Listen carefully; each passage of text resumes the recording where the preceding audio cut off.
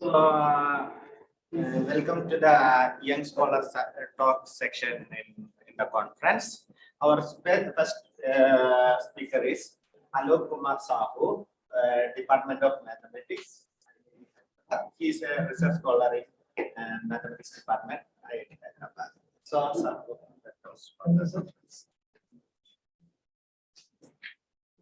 Coming up,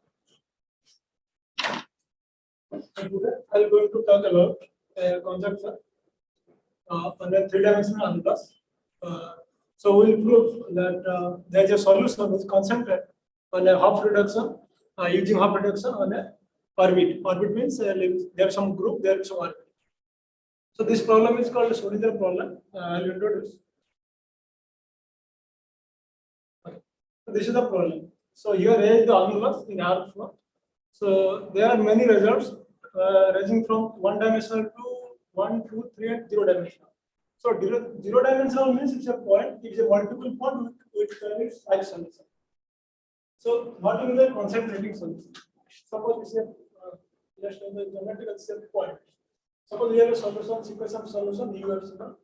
Epsilon is positive. So this is the first one. Suppose it's called U1. Then it's U2. Then it's U3. So you can see that outside this around point P, this function is going to 0 as epsilon goes to 0. And this point is non-vanishing. And outside this point is vanishing. So you say this sequence of solution concentrated on a point scattered on. So that set of point where solution concentrated is a finite set. Then we say pi solution. Otherwise, if the solution set D where solution concentrated, if the dimension is manifold dimension is positive, then we say the sequence of solution concentrated on a finite dimensional orbit. Dimension will be 1, 2. So in the problem we consider alpha. This annulus area for dimensional annulus. For the 0 dimensional concentrated solution, this is method is proved in 1993. This is the reference paper 3. I will show you there. Similarly, for the three-dimensional manifold, that is S3, that problem is proved by Annulus in 1994. And in 2010, this problem for S1 concentrated solution at the square 1 has been proved by Professor Srikant Group in 2010. Similarly, for the two-dimensional manifold, this problem is proved by Santara and Wei system. That means for a four-dimensional of the problem. So the 0-dimensional, 1-dimensional, 2-dimensional, 3-dimensional concentrated solution has been proved.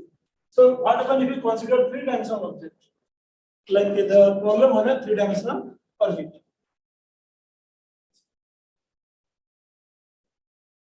Yeah. So similarly, by looking at this problem, it has been constructed that if we consider a n-dimensional problem, like Annulus in Rn, there might be a solution concentrated on the all m-dimensional orbits. So where m ranges from 0 to n-1. So here you can see that for R, this is from 0 to 3. So in fact, for a 3-dimensional annulus, concentrating on 0-dimensional, that is pi solution, has been proved by Ni and Tikagi, that is 1993. And solution concentrated on a 2-dimensional manifold, that S2, has been proved in 1994 by Annulus and Malchuk. But however, the existence of solution on S1 orbit seems to be open problem. So in this talk, I will give my latest research what we published, existence of solution concentrating on 1-dimensional orbit.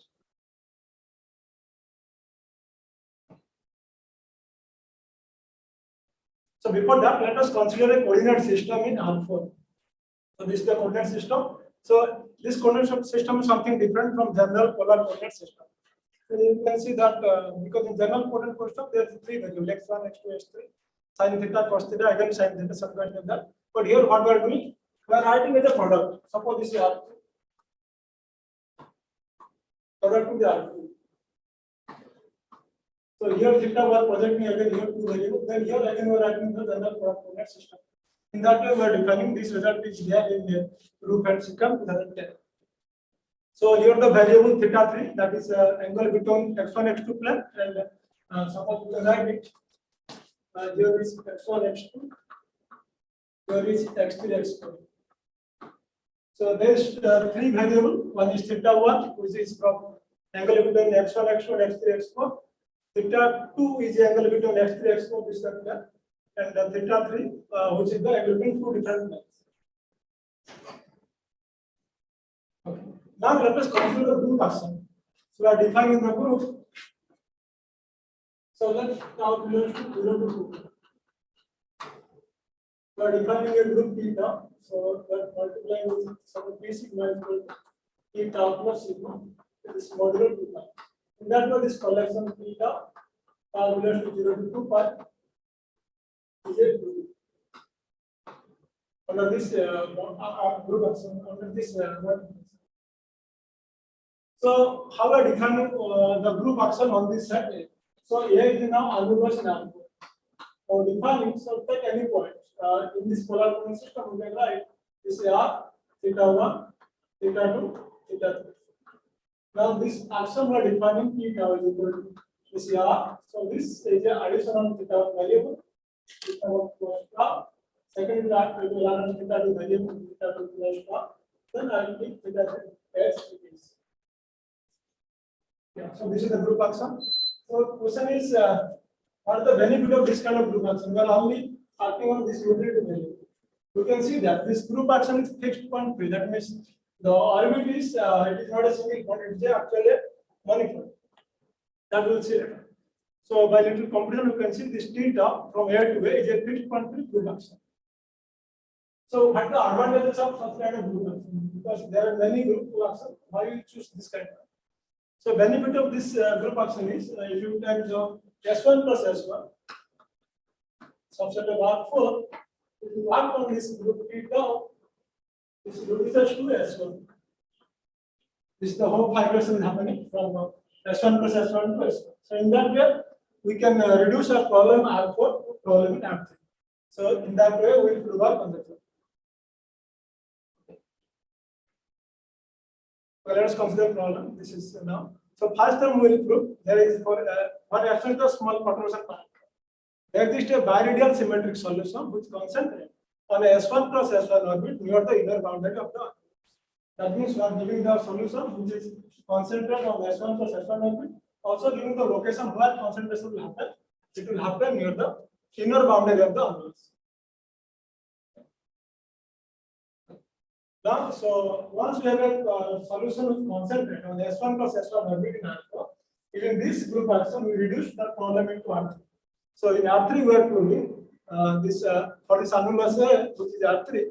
So here is P are taking P subdivision, that is the from Sobolev model is coming. So this PD has a solution which is concentrated on S1. So in that way we will prove the theorem. So now here is the like the pathway for this part. First we define the projection map, then I define the finite dimensional reduction method. Then as usual there is set of reference where we got the cycles. Okay. Now we start the problem in R4. Here is the modification of putting the coefficient mod x square on the weight as a weight function. So here we will look solution as a biradial symmetric solution.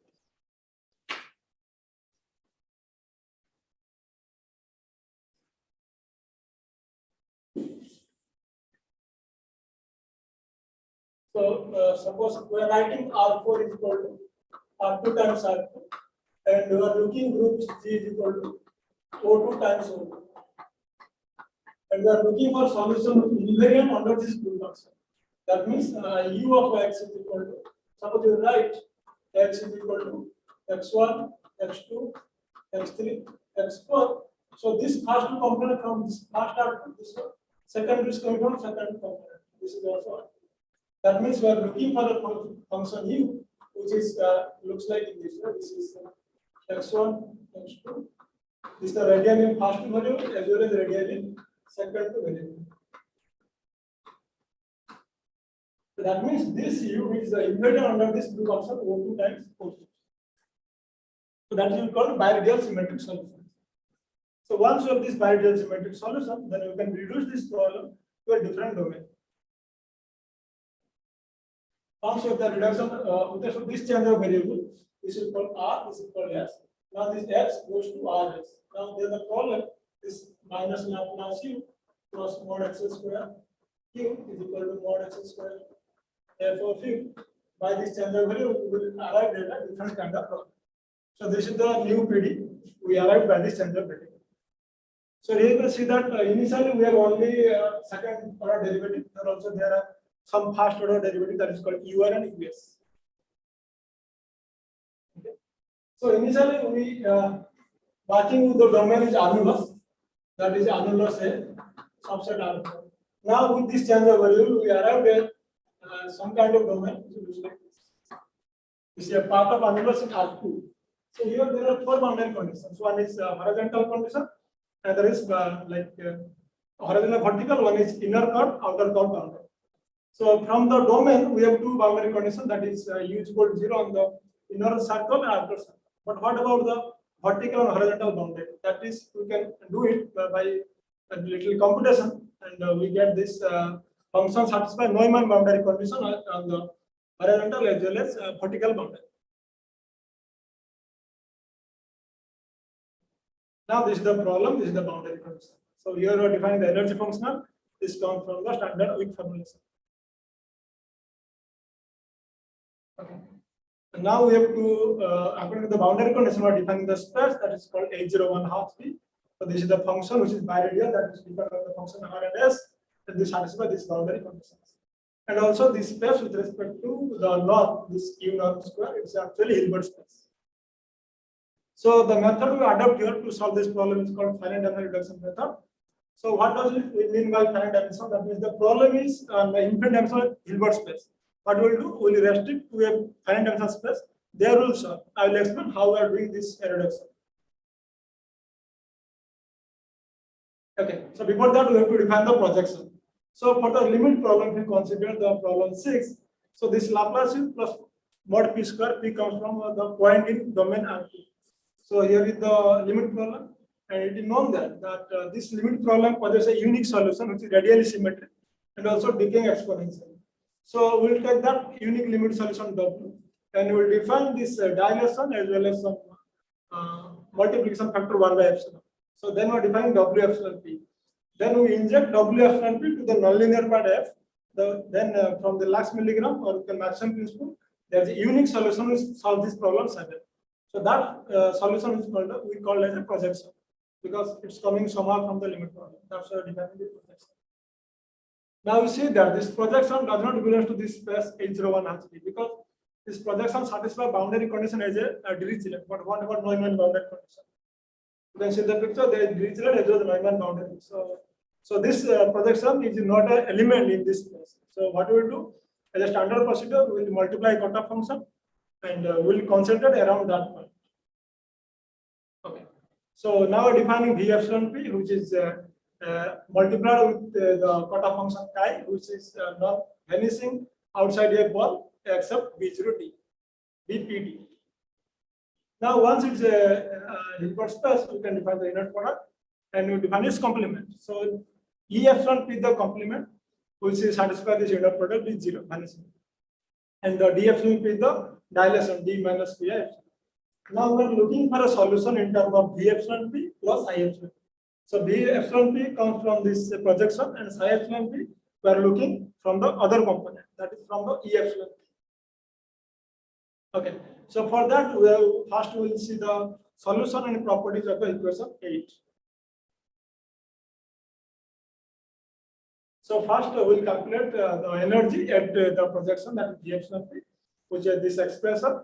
You can see that W is there, W is the from limit problem, and this gamma and gamma to the constant, which is also in terms of limit problem, solution of the limit problem. So now, so the energy function we will evaluate using Taylor series function, Taylor series. This because psi we are looking though it is a small term, because we are looking solution in terms of V epsilon P plus psi. So now evaluating in terms of V epsilon P, so this looks like this V epsilon P energy plus some linear term as well as quadratic, and the last is the remainder term. And the terms are looks like this. This is the in terms of all the calculations. So our first task is to evaluate each term individually. Okay. So this is the estimation for the linear term. We are giving the norm estimation. This norm comes from the Hilbert space. So if W is the limit problem, solution of the limit problem. For the quadratic part, we can say that this is actually it's a bilinear map that Q epsilon P from the Hilbert space to Hilbert space. Actually, it's a coursive. Coursive means a function from R to R is a, or you can say it was a coursive, the value of x goes to infinity as x mod goes to is the definition of coursive. So this energy functional the quadratic term is satisfies this coursive property. And also this is continuous because the definition of continuity in the informal Balian map is the Q epsilon satisfied as the theta is the true norm, psi norm as well as phi norm. Now this is the estimation for the remainder term. So first, because remainder is a functional, so we are giving the R epsilon P norm satisfy this estimation. And the derivative. So if you see the expression 11, the derivative after the Lipschitz kind of is a Lipschitz contrast function because this x f of x minus f well as then secant x minus f. So this Lipschitzness will give us existence of fixed point that we are looking for. Okay. So we have started this Taylor series expansion of J epsilon around J epsilon P. Now, if you write the derivative, both sides, the derivative will appear as the Taylor series expansion also. Because the first term is constant, it's a vanishing. Second is linear, we know linear map derivative, and the derivative quadratic map as well as the remainder map. Since you are looking for a fixed point, that means J epsilon. So because we know this K epsilon P is invertible, you can multiply inverse both sides. So because this R epsilon psi, that is there, the derivative. And we are multiplying Q epsilon inverse both sides. So psi comes to the left side and this. So now, okay, now we can see that this psi satisfies this condition. If psi solves this problem, that is finding a psi is equivalent to finding a fixed point of the map G. That means G psi is equal to psi. So now our problem is focused at finding a fixed point of map G.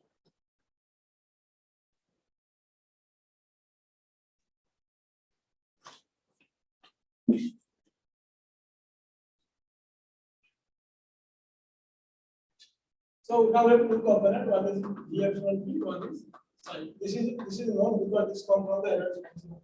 So now we are looking for this psi. The question is, we have started a point, we are looking for this. So that we will get from the contraction principle. That will come later. Yes. Now earlier we defined this is So we got this map G from E epsilon P to E epsilon P. So we put this G is a contraction map and it is a unique fixed point that is there exists here psi epsilon P. For that G psi epsilon P is equal to psi epsilon P. So now one we got a psi epsilon P, we have a D epsilon P. Now we are trying to prove this B epsilon P plus psi epsilon P is equal to E epsilon P. We will solve it. That's our main question. So that will do by finite dimensional method. Okay. So we started a point P belongs to this domain D. We have a map. That means each point P we are finding an element that is called B epsilon P plus psi epsilon. So P belongs to D. D is a subset of domain R. That means we can define a now MP equal to J of B epsilon P plus psi epsilon. So this is because I know it's that means a map is M from D to. So is ML is a functional on a two-dimensional. So now for the domain D, it is not easy to find a critical point of the functional length. So what we will do? We'll find a subset called gamma epsilon, subset of D. We will define gamma epsilon is equal to set of all point P belongs to D. So the distance from the boundary P to D1 equal boundary is greater than equal to epsilon log epsilon. That means we are calling the set of all point P from the domain D to satisfy this like in terms of lower bound.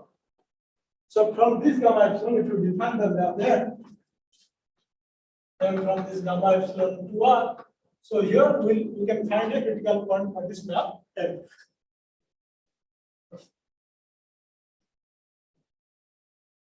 Okay. Also, especially because we have a LRC expansion for this energy functional, and we can write explicitly the map F. So this looks like this is the constant gamma 1, gamma 2, W the limit problem.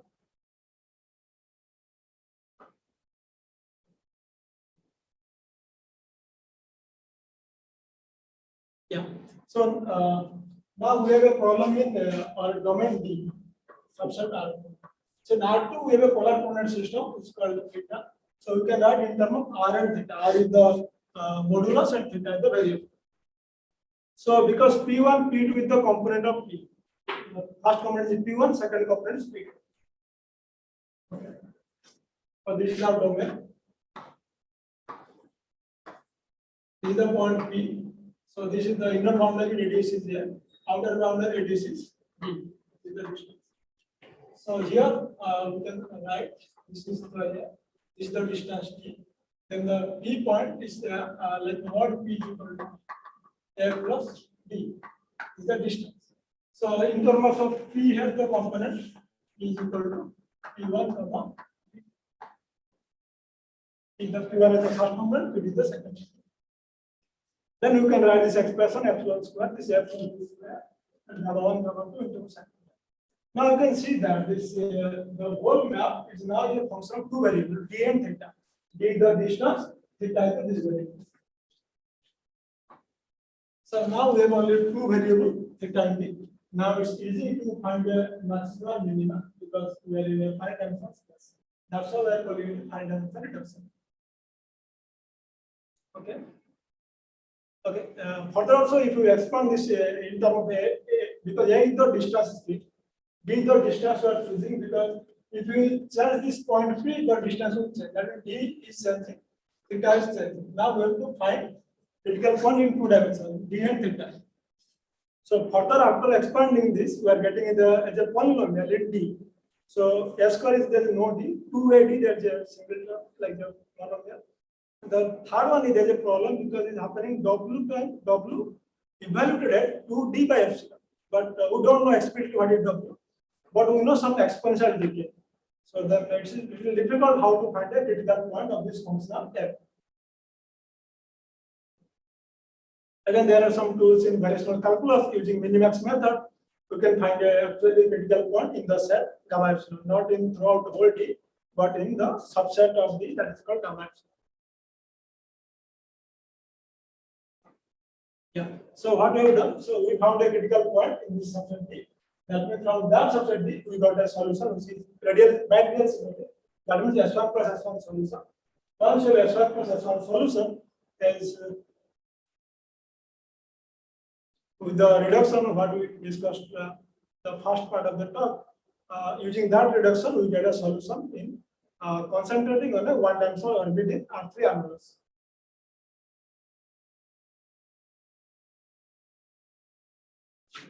Yeah. So first thing we proved, we got a solution concentrated on a S1 plus S1 orbit near the inner boundary because we are minimizing the distance. That's why we got solution concentrated near the inner boundary because we are minimizing the distance D. So we got the near the inner boundary. Again, using this, using this group action, this S1 plus S1 going to reduce to S1 in R3. So we got a solution concentrating on a S1 orbit in R3. That's what we proved the result. And all these results can be found in this paper. This is published recently, 2022 in JL. Thank you. Any questions?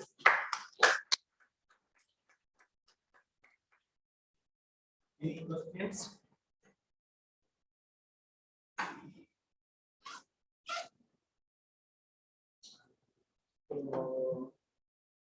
Any questions in the online participants?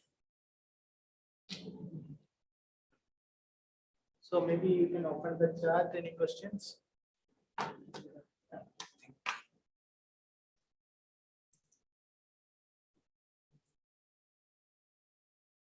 No, there are no questions. So if there is no questions, let us thank the speaker once again.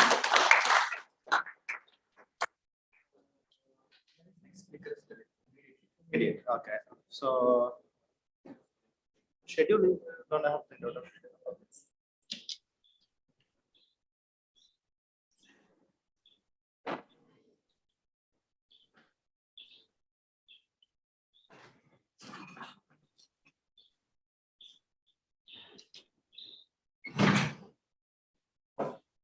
It's 5 minutes break. Hello, I'm audible. We are ready. You can upload your presentation.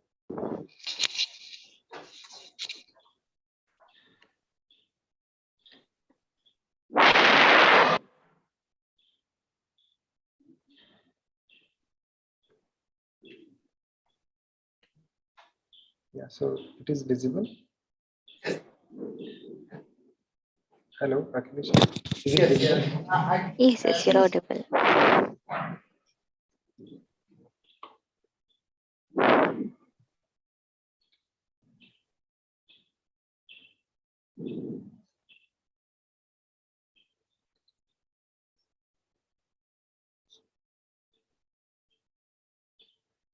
So our next speaker is Lilith from Hyper Bonasia. He first year at KSIM last year. So I invite Lilith the next talk. Lilith, you can start. Okay, thank you, Akhilesh. And I'd like to thank KSM for giving this opportunity to present one of my work. So the title of my work is a class of fluid diaphragm equation, and I will talk about non-solubility. So this work has been done when I was a postdoc at KSM. So basically, I will talk about the diaphragm equation in three variables and its non-solubility. So before introducing it, I will give some outlines of my talk. So first, I will talk about the importance of diaphragm equations and number theory. Then I will talk about the a class of diaphragm equation, which is known as a fluid diaphragm equation. Then I will talk about a statement of main results, and I will give an applications of these diaphragm equations to an elliptic curve. So, and then I'll, if time permits, I will give a brief proof of our results and applications to, and I will briefly show the computations of ranks of elliptic curves. So, so one of the main diaphragm equations in two variables are central objects to a study. So two such popular equations are the Thales-Fermat equations, which is also known as a Brahmagupta equation, which is x square minus d times y square is equal to 1. So this appears as the norm of imaginary quadratic fields. So another examples of this diaphragm equation is elliptic curve, which is given by y square equal to x cubed plus ax plus b, which has the discriminant delta, which is equal to minus times 16 times a cube plus 27 b squares, where a and b are positive, where a and b are integers. So basically, I will give about some applications of these elliptic curves in number theory. So one of the first application was about the Fermat's two squares theorem, which says that a prime number p is a sum of two squares if and only p is congruent to 1 mod 4. So this equation is related to a diaphragm equation, basically elliptic curves, which is studied by Gauss. So he associated this problem with this elliptic curve y square equal to x times x minus 1 x plus 1. So he has counted the number of solutions for each primes. So here NP denotes the number of solutions of this elliptic curves uh, modulo P. Then he computed this NP, which is 2 when P is 2 and exactly equal to P when P is congruent to 3 mod 4, and this is P minus 2R if P is congruent to 1 mod 4. So in this case, this R appears in the sum of two squares of the primes, and this precisely this R is odd, and R plus S is congruent to 1 mod 4. So this elliptic curve is very important in studying this Fermat's two squares theorem. So the fact about this elliptic curve is that the rank is zero. So one of the application of this rank is zero is that this one is not a congruent number. So I'll explain what is this congruent number. And another applications which is given by I think Euler, that this elliptic curve is used to conclude that this Diophantine equation a to the power 4 plus b to the power 4 equal to c to the power 4 has no integral solutions. So another application of this Diophantine equation is Fermat's last theorem, which says that for each positive integers bigger than 3, the equation a to the n plus b to the n equal to c to the power n has no integral solutions. So this equation is also associated with an elliptic curve, which is given by Helmholtz. He associated this equation, this Fermat's equation, to this elliptic curve. So which is the elliptic curve is given by y square equal to x times x minus a to the n, x minus b to the n. And the discriminant of this elliptic curve is precisely a bc to the power n. So about this elliptic curve, it is a well-known fact that the elliptic curves are modular in the sense that they are associated with some modular forms. So this result was given as a conjecture by Tanyam and Simora in 1960, and partial result was proved by Andrew Wiles for semi-stable curves, and a complete description about this elliptic curve is a modular is given by Brules, Cornell, Diamond, and Taylor in 1999.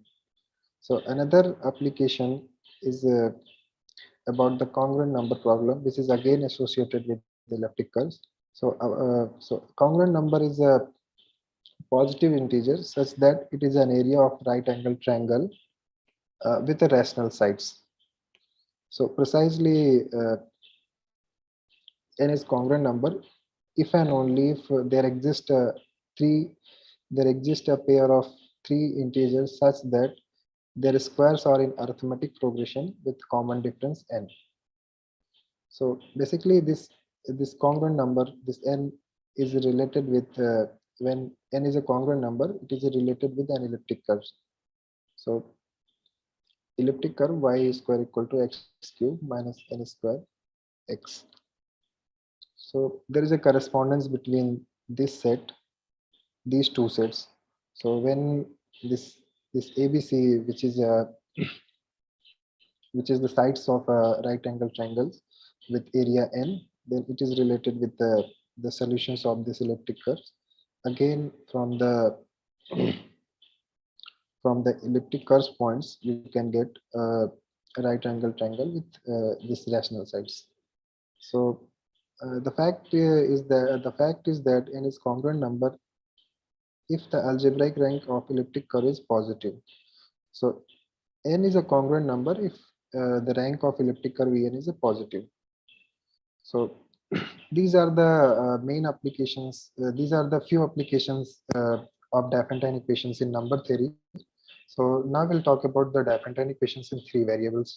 So the following equation, a times x cube plus by plus c minus xyz equal to 0, where this a, b, c are positive integers such that a and c are co-primes, and c is square free has been studied by this Luca and Togbe, and they have counted the number of integral solutions. So they have estimated the number of integral solutions. So precisely they have shown that they have this equation has integral solutions under this condition, like a and c are co-prime and c is square free. So a more general Diophantine equation is given by a polynomial in d variables uh, where these coefficients are integers. So we define the height of this polynomial, basically size of this polynomial, such that mod of p of x1 to xt d variables is take the absolute value of all these coefficients and evaluate it at a x1 equal to 2, x2 equal to 2, up to xt equal to 2. So this is how they have defined the size of this Diophantine equations. So if you fix a height, there are only finitely many Diophantine equations. So a natural questions is would concern about the solubility of these Diophantine equations, like whether these Diophantine equations have integral solutions or rational solutions. So uh, this first question, like what is the smallest Diophantine equation, was asked by this Zidane in Maths Overflow. So the the first example uh, the first example was obtained by Bogdan and Grecek. So considering the following question, like what is the smallest size of the Diophantine equation F, such that there does not exist an integral solutions. So here is the first example, like the size is 22. Basically, these examples were given in 3 variables. So the accord, for the size 22, this is the Diophantine equation, which does not have integral solutions. And correspondingly for each like 26 and 29, they have also obtained the Diophantine equation, which does not have integral solutions. So my concern is about this elliptic curve y square minus xyz plus z square minus x cube minus 5 equal to 0. So this Diophantine equation is very interesting, and this Diophantine equation is the question about the solubility of this equation is asked by the blogger David Robert in his blog The Higher Geometry. So basically, they have asked, like, if you have fruits, then can you get full fruits, like you cannot get the broken fruits. So from this picture, if you see it, the first one is like the first bananas, like if you put a variable y, for apple if you put a variable z, and for watermelon if you put the variable x, then you will get this Diophantine equations. So precisely if you put x equal to 2, y equal to 2, and z equal to 2, you will see that the size of this Diophantine equation is 29. And precisely they have uh, mm, they have named this equation as a fruit Diophantine equations. So the solubility about this Diophantine equation has been answered by Diptamit Mazumdar and B. Shuri. So they have proved that this Diophantine equation does not have an integral solutions. So as an application, they have shown that the following elliptic curve, like if you fix z to be k, then you will get a family of elliptic curve, and precisely they have proved that this does not have an integral solutions. So uh, our aim is to generalize this Diophantine equation for to get a family of Diophantine equations which does not have the integral solutions. So precisely we'll talk about this the non-solubility of this Diophantine equations over Z. So here in place of 5 we have replaced by some integer b, positive integer b, and with the and the coefficients of x cube is also taken to be a in place of 1. So also we'll give an applications uh, about the elliptic curve obtained from this Diophantine equations. So the statement of the about the Diophantine equation is like, if you have two fixed positive integers a and b such that a is congruent to 1 mod 12 and uh, b is a fixed positive integers of the form 8a minus 3, then this Diophantine equations does not have integral solutions. So one of the interesting corollary of this theorem is that there exists a, like if you fix a to be 1 mod 12, then there exists a Diophantine equations in 3 variables with the height exactly 16a plus 13 such that it does not have integral solutions. So the result of Dipramit and Mazumdar is when a equal to 1, and so in that case the height is 29. So before giving the and applications to elliptic curve, we'll briefly introduce what is an elliptic curve. So we'll talk about the more general elliptic curves like elliptic curves or number field. So let K be a number field and A be an elliptic curve defined over K. So consider the elliptic curve in Weierstrass form with discriminant delta. So Ek denotes the set of K rational points, which is the solutions to the elliptic curve E. So here A is O is the identity element of this set Ek. So precisely this AK forms a group under some addition law. So if you have an elliptic curve from these pictures, if you have 2 points on this elliptic curve P and Q, then you can get a third point by a group law. So the third point is P plus Q, which is the inverse point of this P star Q. So in 1922, model proves that this set of rational points Ek is finitely generated abelian groups, and for K equal to Q, and for more general number fields, this result like Ek is finitely generated abelian groups is proved by Wales. So precisely by structure theorems of finitely generated abelian groups, you can you can see that this Ek is isomorphic to torsion parts and free parts.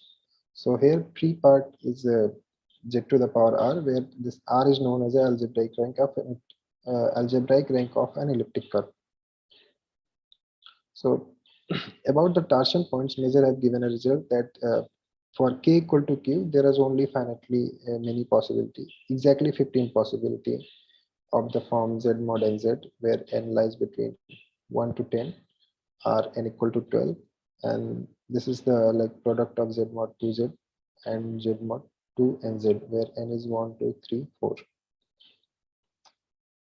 So another interesting result about elliptic curve is that if P is a torsion point, P is a torsion point, like P is a point of finite order, then both the coordinates of the points x, y is integers, and either y is 0 or whenever y divides the discriminant, then its square part is also divides the discriminant.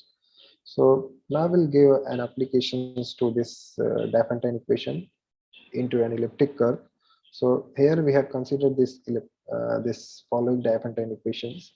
So you can see that this Diophantine equation is symmetric in y and z variable. So you can choose one of the variable y or z and fix the value to be an integer.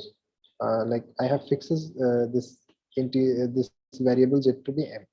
Then one can obtain a family of elliptic curve, which is given by these equations. So by standard techniques, this elliptic curve can be transformed into a standard Weierstrass form. So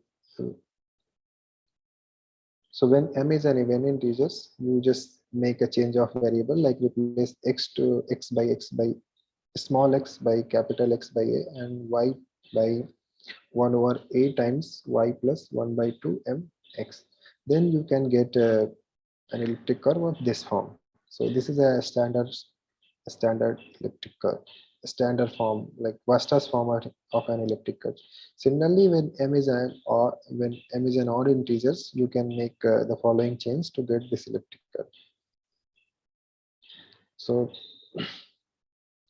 using our theorem on the non-solvability of Diophantine equations, we can see that this torsion part of the elliptic curve is trivial.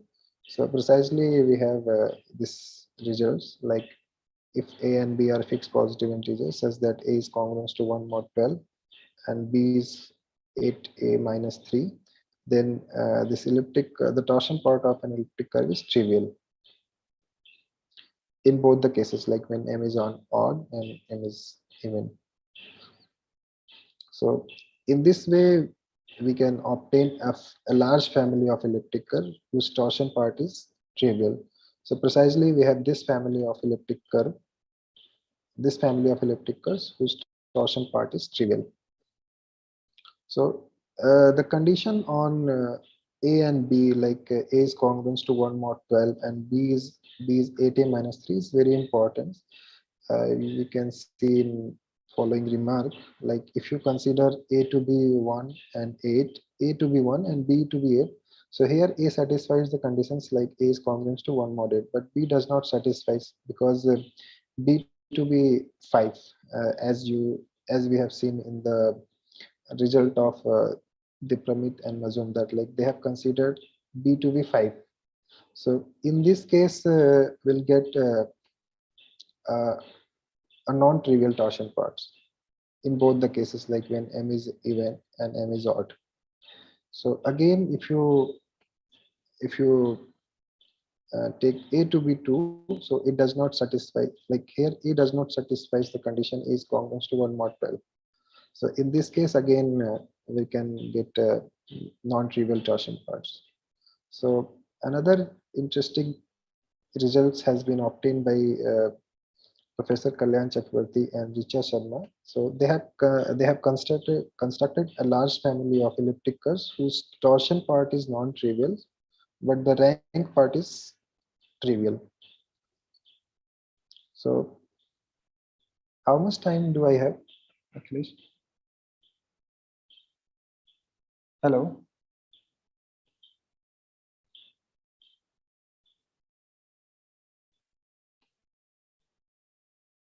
Hello. So you have 5 minutes. Okay. So I'll give a brief proof. So consider the Diophantine equations and assume that these have an integral solutions. So fix the variable x to be k, and k here, k is an integers. So consider the case when k is even. So in this case, we can write the Diophantine equations like making squares. So we can get this equations. So make a change of variables like substitute y minus kz by 2 to be y,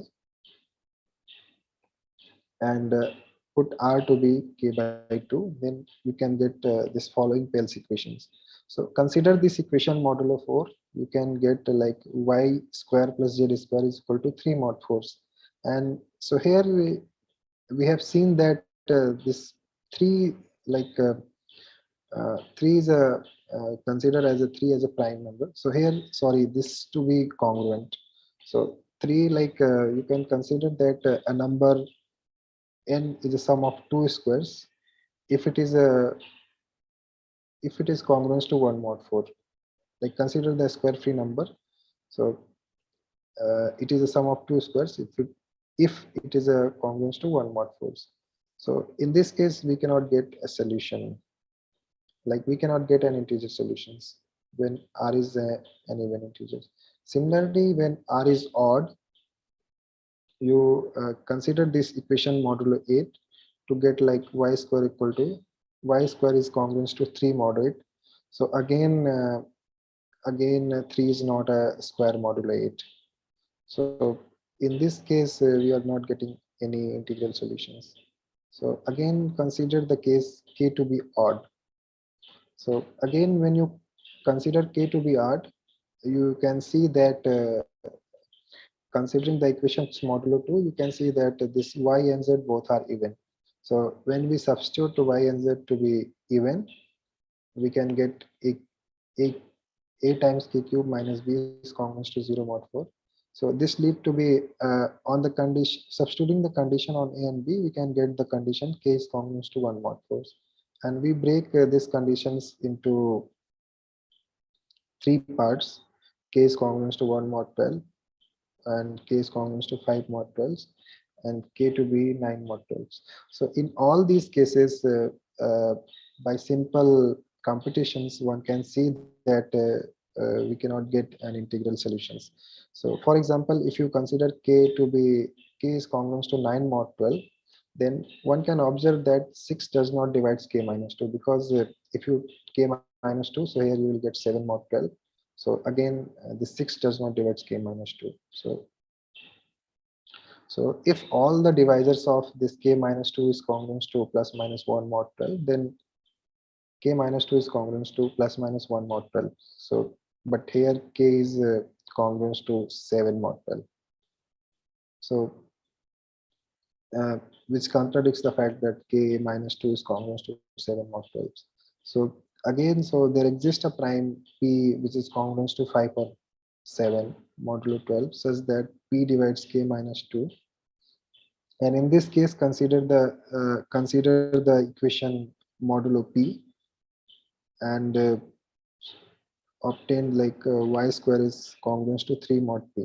So again, 3 is a square module of p if and only if p is congruent to plus minus 1 mod 12. So again, in this case, we are not getting an integral solution. So sorry, we are not getting a solutions. So similarly, in case of k congruent to 5 mod 12, by similar procedures, we can get that there is no solutions in this case. So in all these cases, we are not getting any solutions. So this leads that this Diophantine equations does not have solutions. So considering this theorem A, which says that the Diophantine equations does not have solutions.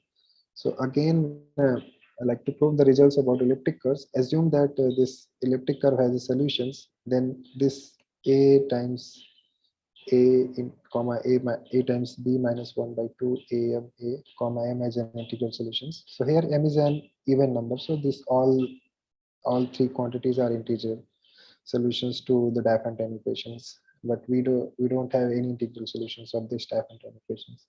So this leads that this elliptic curve does not have uh, integral solutions. So similarly, in the case when M is odd, we are not getting an integral solutions. So why this computation of elliptic curve is important? Because as we have seen in the case of congruent number, if rank is positive, we can say that the number is congruent number. So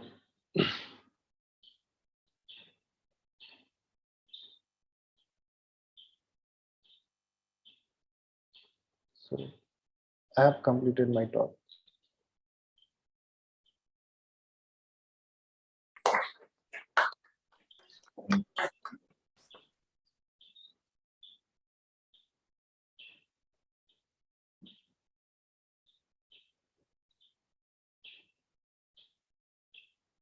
Okay.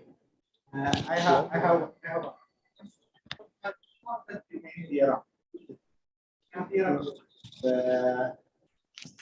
I cannot listen. Can you repeat? Can you listen now? Yes, yes. You have the main theorem. Can you go back to that theorem?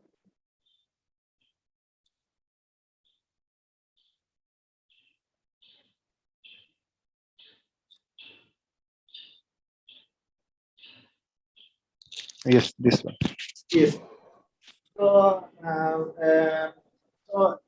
in your opinion, whether one can prove this result? This result for? So first theorem, Yes.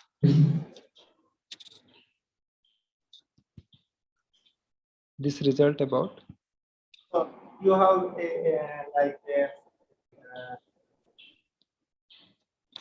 you so here you have precisely an equation which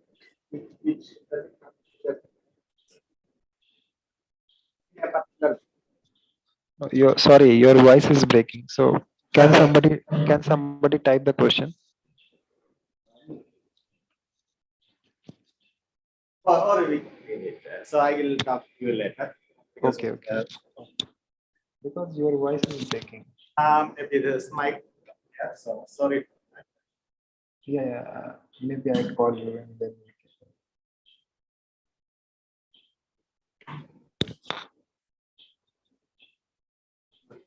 So any other question from online participants?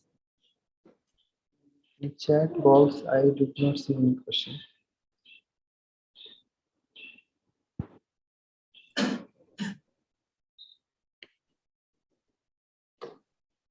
So, okay, let's thanks to the speaker once again.